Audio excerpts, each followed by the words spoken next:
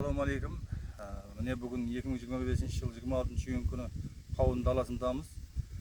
Бұл проект өз санат құрылыс банкімен біргелікте Тақатас районы Кенегес ауыл барлар жиыны дағы Осман ата фермер қожалығы лидер тәдбіркарымен 127 контурда 15 гектар жерге қауын егілген еді.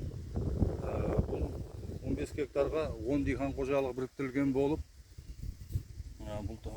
ол диқан қожалықлар уақытында суына, төгініне қараған себебі міне әзірғыда шүкір жоғары сүратқа ерісіп тұрмыз.